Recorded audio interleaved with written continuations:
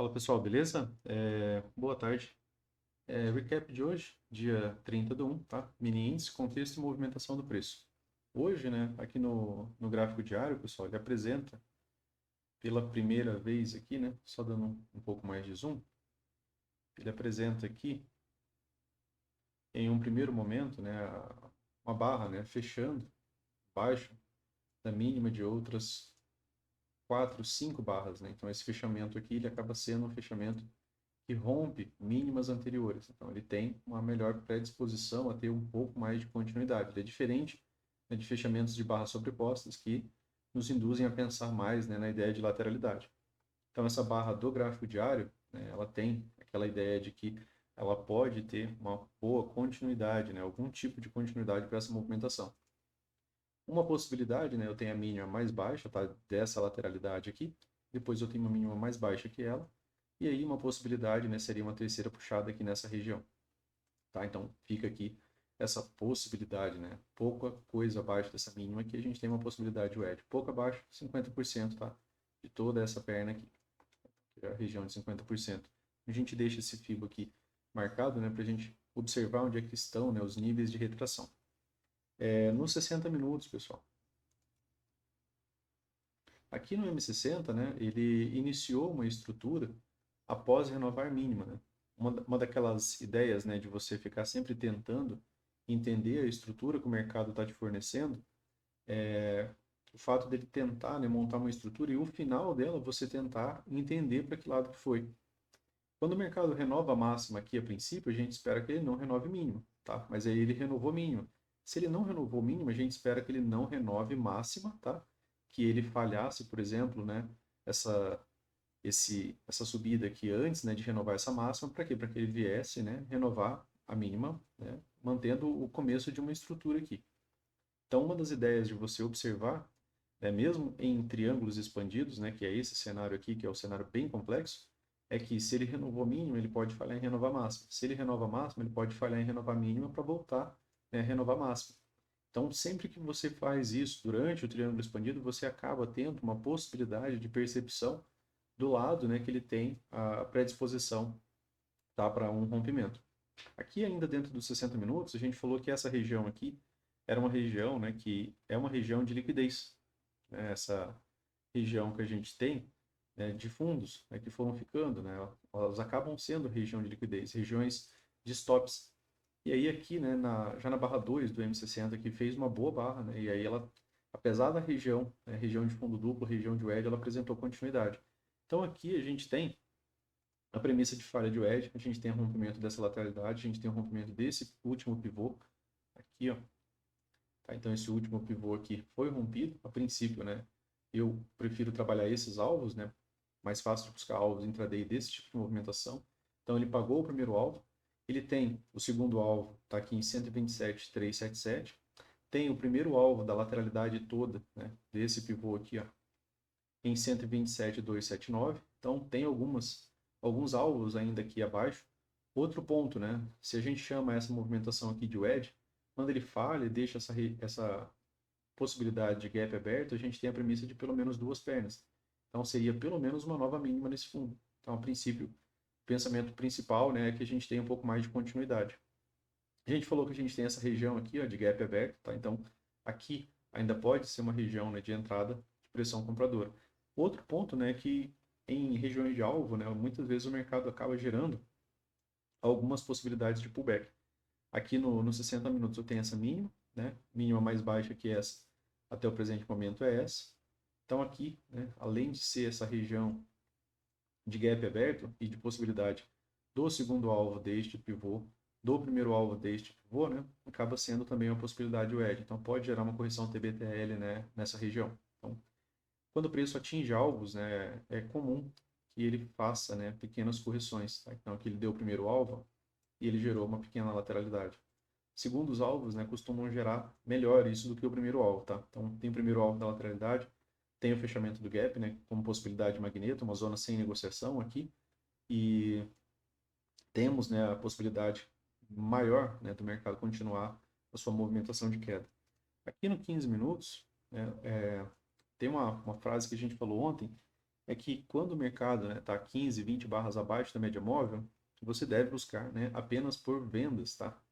Aqui ele tenta, né, romper esse topo, né? Ele até deixa gap aberto, né, aqui nessa região. Ficou essa possibilidade de wedge aqui, ó, essas três puxadas, né? Uma, duas, três puxadas. Aqui também era 61.8 do dia anterior, né, pessoal? A gente já viu falhar movimentações várias vezes aqui. Então acaba sendo um ponto, né, importante ali de região para a gente ver um rompimento também nessa região de 61.8 macro, né, porque ela é do dia anterior. Ela costuma, né, gerar ela costuma segurar, né, o preço, né? Então ela tem essa característica de movimentação. Então 61.8, né, se você voltar e fizer backtest do dia anterior, muitas vezes ele acaba servindo, né, como um ponto de parada para o preço. Assim como o VWAP, né, e aí você precisa voltar e fazer backtest para observar isso. Ponto principal, né, é que ele acaba falhando aqui na wedge, né, deixa um PFR aqui, exatamente, né, na nossa wedge. E aí depois ele sai, né, com uma grande barra de força, região de fundo duplo e vem testar, a princípio, aqui a mínima do dia. Deixou uma possibilidade de venda aqui, era bem na região de fundo duplo do dia anterior, né, e aí aqui ainda tinha, né, um certo espaço até o fundo duplo. Todo fundo duplo é uma potencial lateralidade, assim como aqui também era, né, uma potencial lateralidade, mas, né, rompeu. Então, de movimento aqui intraday, que você tinha um primeiro alvo aqui, certo? E um segundo alvo, né, bem naquela região de wedge e fundo duplo. Aí aqui ele já tinha pagou também terceiro alvo, né? E aí aqui a gente estende, né, os alvos para o próximo fundo, né, que foi rompido. Então, a partir do momento que ele vai rompendo, né, a gente vai podendo trabalhar alvos maiores. Algo que a gente havia conversado, né, no vídeo anterior é que quando o mercado, né, tá com 15 a 20 barras abaixo da média móvel de 20, é melhor, né, você estar procurando por vendas, né, e não procurando por compras. Então, a primeira condição, né, que você teria para você estar pensando em comprar é que o mercado realize pelo menos, né, um gap de média, que seria você ter pelo menos dois fechamentos completos, tá, acima da média móvel de 20. Tá? Isso para você ver algum tipo de pressão dos comprados. Antes disso, né, é melhor você estar buscando, por exemplo, por setups de venda de retorno à média móvel de 20, né, já que o mercado vinha nessa condição. Aqui ó, você tinha 15, 16 barras aqui, desde o primeiro fechamento abaixo da 20, né, 17 barras. Então aqui você tinha, né, uma possibilidade de M2S. Aqui você também tinha um gap aberto, né, aqui a gente também tinha ficado, ó, que tanto nos 5 minutos quanto nos 15 minutos ficou essa região de gap. Ele não consegue, né, flipar essa região de gap, é um gap pré-rompimento. Então ele volta para testar essa região.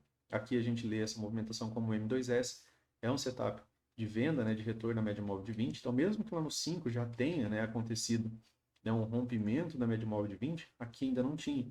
Então a gente tem a mesma dificuldade aqui nesse cenário. Então ele aqui ainda gerou, né, uma possibilidade de venda, tá? Aqui não pagou muita coisa, volta, né? Faz um outro M2S aqui na média móvel de 20. Você consegue observar que não tem fechamentos acima da média móvel de 20, então, e topos, né? E fundos cada vez mais baixos também. É uma característica de tendência. Então, você não vê o mercado renovar máximas, né? Ele acaba vindo renovar mínimas, mesmo que as mínimas, né, minoritárias que vão ficando ao meio da movimentação. Então, a princípio, continua sendo mais fácil do mercado vir descendo, mesmo que lentamente, tá? Então, no 15 minutos, não tem qualquer tipo de possibilidade de movimentação de alta, tá? Para pensar em compra, é a regra, né? Você precisa de pelo menos um gap de média aqui, tá? O gap de média seria um setup de venda, aí sim, né, poderia gerar lateralidade aqui para ter, né, algum tipo de impulso de alta, para ter o pensamento de MTR. Sem isso, é mais fácil o mercado continuar vindo cada vez a níveis mais baixos, tá? No M5, aqui no M5, né, a gente também tinha essa possibilidade de pequena wedge ali intraday. Na verdade, ele não conseguiu romper, né, pessoal? Muitos amigos haviam perguntado pela manhã, ele não conseguiu romper nem mesmo, né, a nossa primeira movimentação. Aqui está a VWAP, tá? Eu vou tirar aqui um pouco essa marcação. Então aqui a gente tem, né, uma tentativa de rompimento, tá, da máxima, tá, do pivô anterior. Só que aí a gente chama de tentativa, né, porque aqui a gente não conseguiu um gap aberto, tá? Então a gente não conseguiu um gap aberto nesse micro aqui, seria o primeiro pivô do dia para ele poder pagar o primeiro alvo. Então, como as barras acabam voltando, né, para dentro da movimentação aqui, ó, onde deveria, né, ter o rompimento, a mínima da barra volta, a mínima da barra volta, a barra volta, né? Então aqui a gente acaba não tendo continuidade. Aqui a região de e a 1,8 do dia anterior. Então aqui foi o rompimento do pivô. Esse rompimento de pivô aqui, né, você pode trabalhar com o gap dos 5 minutos mesmo, que as barras são próximas, né, de movimento intraday. Esse daqui era mais interessante ver lá no 15, porque são muitas barras, tá? Então, quando se trata de muitas barras ali, é melhor a gente deixar, né, um tempo gráfico maior, tá? Então, depois disso, né, o mercado entrou em modo sempre vendido, né? Aqui você não tinha mais como estar participando, por exemplo, da compra, até que o mercado, né, te dê alguma razão extrema para comprar, né? Então, você tinha aqui, né, uma série de barras, ó, sem nenhum tipo de correção. Então, você teve uma H1 aqui, essa H1 falha, né? Ela já falha porque já tem um fechamento aqui abaixo. E aí aqui você tem uma H2 que falhou, você tem uma H3 que falhou, você tem uma H4. Não desenvolveu em H3, né, pessoal? Em H4 significa que a tendência, né, tá forte para os vendidos e que os comprados, né, estão sem coragem, né, de tentar participar dessa movimentação. Aí ele faz só uma correção lateral, as médias chegam até o preço, mais uma puxada, volta. O nome disso daqui, né, a gente acabou de pontuar, né, se a gente está trabalhando abaixo das médias por mais, né, de 15 a 20 barras, ó, quando eu chego aqui, tá, na região da MM20, aqui eu não posso estar pensando em comprar de maneira alguma, né, eu posso estar pensando em vendas, né, e aí o mercado ainda desenvolve, né, mais uma boa perna de baixo, tá? E aí deu aqueles alvos lá que a gente havia apontado. Alvos micro, né, você consegue observar aqui que quando fica, né, um pivô bem desenhado, né, o mercado às vezes acaba pagando o alvo desses pequenos pivôs, né? Então aqui ainda pagou o segundo alvo desse pequeno pivô. E pós isso, né, lateralidade. Outro ponto, né, que a gente repetiu no vídeo anterior é que sempre que você tiver um forte impulso, né, quando você tem um canal de alta, né, é melhor você tratar esse canal de alta a princípio como uma bandeira de baixa. Muitas vezes quando ele sai de canal, né, ele gera essa movimentação mais lateral. E aí dentro de lateralidade, né, você pode observar o edge, né, tanto de alta quanto de baixa, né. Dá para deixar essa possibilidade de wedge aqui, né? E você tem uma possibilidade de falha de wedge poderia levar, né, a um movimento um pouco mais acelerado de duas pernas de baixo. Beleza, pessoal? Então a gente já tem alvo macro, a gente tem alvo para baixo, tá? Para cima a gente não tem alvo algum, né? Mas caso o mercado, né, venha algum tipo de movimentação de alta, você vai precisar, né, do rompimento a princípio deste pivô, depois deste outro pivô, tá? E aí assim você pode vir trabalhando esses alvos. Mas, né, como a gente tem alvo para baixo, a gente tem rompimento confirmado em tempo maior, né? A princípio, a gente trabalha mais a possibilidade, né, de estar participando, né, da ponta vendedora. Principalmente porque aqui no 15 minutos a gente está em tendência. Então, é um tempo um pouco maior do operacional, né, e ele está em tendência. Então, para a gente estar pensando em compra aqui, pelo menos um gap de média. Beleza? Valeu, pessoal. Forte abraço. Até mais.